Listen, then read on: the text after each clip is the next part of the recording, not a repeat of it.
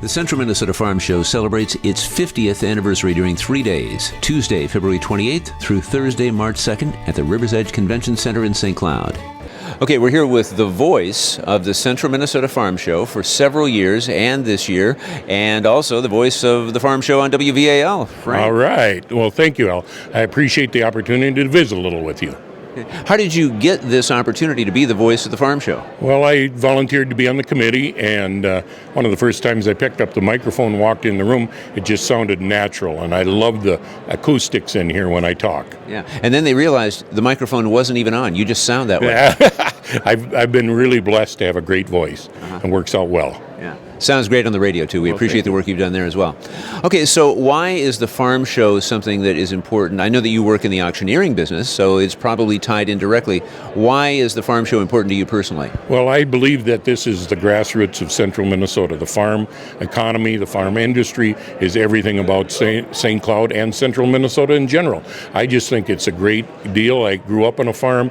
My relatives have farms, and believe it or not, we get the opportunity to auction some farms off, both the land and the personal property, the equipment, and we have a lot of fun with that. And farm auctions are just about everybody coming together and visiting and buying. We love it when they come and buy.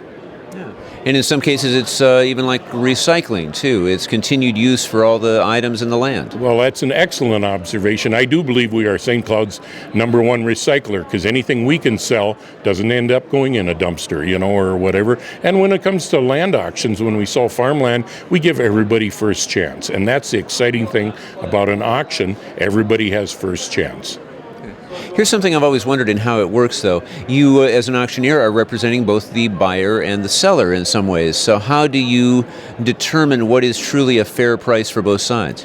Well, many times when we're auctioning something, I will kid the buyer. I'll tell you if you get too high.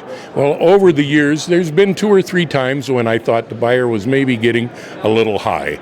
Generally, we are working for the seller to get them as much as we can, but we want to represent the item honestly to the buyer. And so that's why it's so important to be honest with the people from the get-go. And if there's a broken leg on that chair, or if fifth gear is out of the tractor, tell the buyers. Right. And then you are really representing the buyer. Now I'm back to representing the seller and getting them as much as I can. However, I want them to be disclosed honestly at what we're doing. And I would think there's times when it's actually better that an item doesn't sell that time. There are occasions when if something isn't disclosed and we find that after the fact, we have a little bit of a problem. We have to straighten it out afterwards. If it did in fact sell, and they say, oh, by the way, fifth gear was out of that tractor, the seller didn't tell us that. We've got to repair it. We got to do something because the buyer understood it to be in good working order. And auctioneers for many years have gone with, we're selling it as is, where is. However, in all honesty, you still need to tell everybody everything you know. So, and I always try to tell the sellers, please let me know. If there's a problem with any of this, we've got to disclose it. We've got to disclose the easements that are across the real estate before we sell it. We just have to be honest with people. Now, you might come from the old school of auctioneering simply by your generation. What is changing about auctioneering from when you started till today? Okay, the biggest single change is now you can bid sitting at a computer at home, and you can bid on the auction. We call it live simulcast, where you can bid online or live or both. And we've actually had people at the auction bid, not so people didn't know they were the bidders. Generally, it does not happen on a farm auction as much, but we did sell a car to someone from Florida this fall. And so they have the opportunity to bid online if they so choose, if it's set up that way. Not every auction warrants doing that. That is probably the single biggest thing that has changed. Years ago, there was no PA systems. A PA has helped even someone like myself. I like people to hear what's going on. We have a mobile office we bring out and set up. We have a clerk for the clerks. We do the clerking. Years ago, the banks all did the clerking. Now our auction service does all the clerking.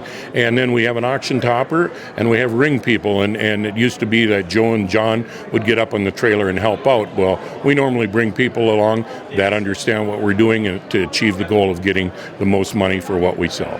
What's an auction topper? An auction topper is, it kind of, a friend of mine calls it, Jerry Carlson from the fishing calls it the Pope Mobile. It is a topper with windows so you can auction out of it. There's PAs built into it so that people can hear. So the person in the back of the crowd knows exactly what you're saying, as well as the one standing close to the item. I have a fabulous WVAL hat here with a boot on it. I see that. Wonderful design. It's an adjustable hat. There's a lot of great features about it. You think it'd fit my head? Nice Is that and what you're clean. saying? No, I'd like you to auction it off. If I were interested in buying this hat, how would you do it? I would say, hey, right now, what do you want to give? We've got this beautiful hat right here. Somebody give 25, would you get 10? Who'll get 10? 5, thank you. 7.5, not 10. Would you get 12? You're behind. You got to bid a little faster. 10, 12.5, your turn. 12.5. Thank you. 15. Have to go 15, Jim. 12.5, 15, would you get 15, would you get 15? 12.5, 15. Fitted to buy, would you get 15, would you get 15, would you get 15? Sold to Al for $12.5 Hell right yeah. here. Oh, actually, they're on sale for 10. That's not a good deal for me, but it's a great hat. Well, there you go. We're selling them for 10 here at the farm show. Well, there you go. All right. So well done. Thank you, Frank. Thank you for the opportunity to visit today. I always like talking to you. It's great. Thanks a lot. Thank you.